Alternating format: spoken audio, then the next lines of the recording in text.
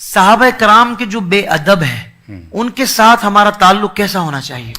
بسم اللہ الرحمن الرحیم۔ نبی مکرم شفیع اعظم صلی اللہ علیہ وآلہ وسلم جیسا آپ نے ارشاد فرمایا ہے نا، ہمارے تعلقات ویسے ہونے چاہیے۔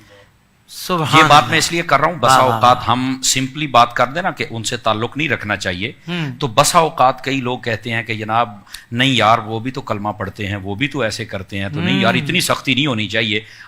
پنجابی ساڈی کہتے ہیں ہاتھ ہوڑا رکھو، ہیں ہلکا ہاتھ رکھیں۔ تو میں نے کہا یار آپ یہ بات چھوڑیں، مولوی صاحب مجھے یہ بتائیں جیسے ہاتھ حضور نے رکھا ہے ویسے رکھ لیں؟ سبحان اللہ۔ کیوں حضرت شاہ صاحب ویسے رکھ لیں؟ ہاں جی ویسے رکھ لیں۔ میں نے کہا بیٹا تو یہ بھی برداشت نہیں کر سکے گا۔ اللہ کہتا وہ کیسے؟ میں نے کہا سنیے حدیث پاک، نبی پاک صلی اللہ علیہ وسلم نے ارشاد فرمایا، وہی حدیث جو میں نے پہلے پڑھی تھی، متن اسی کے ساتھ ابتدائی ملتا ہے، ان اللہ اختارنی واختار لی اصحابی، اللہ نے میرا انتخاب فرمایا، پھر میرے صحابہ کا فرمایا، پھر نبی پاک علیہ السلام نے فرمایا سیجیء قوم، فرمایا ان قریب ایک قوم آئے گی، وہ کیا کریں گے؟ فرمایا کہ یسبون اصحابی وینتقصونہم، میرے صحابہ کرام کو گالیاں بھی دیں گے اور ان میں سے نقص اور عیب نکالیں گے۔ نبی پاک صلی اللہ علیہ وسلم فرما رہے ہیں۔ اچھا یہاں تک جب فرما دیا تو اب آگے کیا ہے؟ آقا علیہ السلام نے فرمایا سنو، جب تم دیکھو ایسا بندہ جو میرے صحابہ کرام کے خلاف کوئی بات کر رہا ہو تو فرمایا لا تجالسوہم ولا تناکحوہم ولا تسلموا علیہم ولا تصلوا معہم۔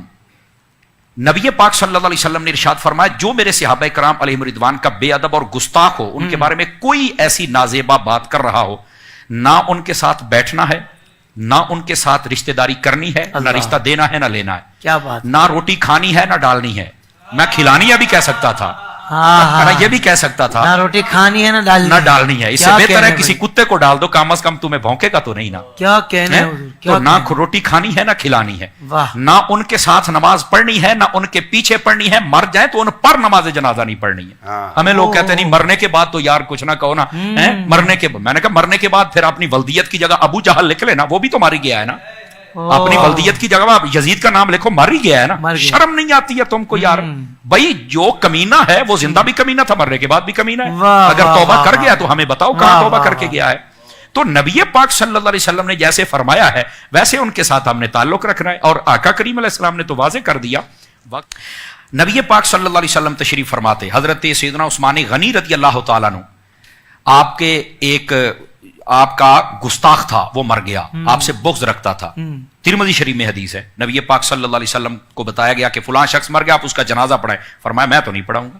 حالانکہ مشکاۃ شریف پڑھ کے دیکھیں، حضرت شاہ صاحب تشریف فرما ہے، حضور نے فرمایا جب تم میں سے کوئی فوت ہو جائے تو مجھے بتانا، میں جنازہ پڑھاؤں گا، جس کا میں جنازہ پڑھاؤں گا اس کی قبر نورانی ہو جائے گی، اس کی قبر میں نور جائے گا۔ جنازہ پڑھانے سے قبر نور والی ہو رہی ہے، اس کا مطلب ہے نور والے نے پڑھائی ہے تو نور والی ہو رہی ہے نا جی۔ یہ ایک موضوع ہی الگ ہے، وہ انشاءاللہ موقع ملا زندہ رہے تو اس پر بھی بات کریں گے۔ نبی پاک صلی اللہ علیہ وسلم کو بڑی چاہت رہتی تھی میں جنازہ پڑھوں، آج جنازہ دروازے پر آیا، فرمایا ہم نہیں پڑھیں گے۔ یہ لنڈے کے مفکر ہمیں بتاتے ہیں کہ تم فلانے کا جنازہ نہیں پڑھتے، فلانے کا نہیں پڑھتے۔ میں نے کہا بیٹا ویسے ہاتھ رکھو جیسے حضور نے رکھا ہے، تم سے نہیں رکھا جائے گا، یہ اصل حقائق ہے۔ آپ نے جنازہ نہیں پڑھا، کیوں؟ وجہ بتائی کہ میرے عثمان سے بغض رکھتا ہے۔ میں نے کہا عثمان سے بغض رکھے، اس کے ساتھ یہ تعلق رکھنا ہے، نہیں جنازہ پڑھنا اس کا۔ سمجھ آئی؟ یہی صحابہ کرام کے گستاخوں کے ساتھ ہمارا تعلق، نہ بیٹھنا ہے نہ اٹھنا ہے، نہ کھانا کھانا ہے نہ ان کو ڈالنا ہے، نہ ہی ان کے ساتھ رشتہ داری کرنی، نہ سلام کرنا ہے، بلکہ ایک روایت کے یہاں تک لفظ ہیں اگر وہ بیمار ہو جائے تو پوچھنے نہیں جانا ہے، یہاں تک فرما دیا۔ تو یہ تعلق رکھو نا، پتہ تو چلے نا کہ حضور کے صحابہ کا عاشق ہے جو کہ گستاخوں کے ساتھ ایسا رویہ کر رہا ہے جیسا محبوب کریم علیہ السلام نے ارشاد فرمایا۔ سبحان اللہ، سبحان اللہ۔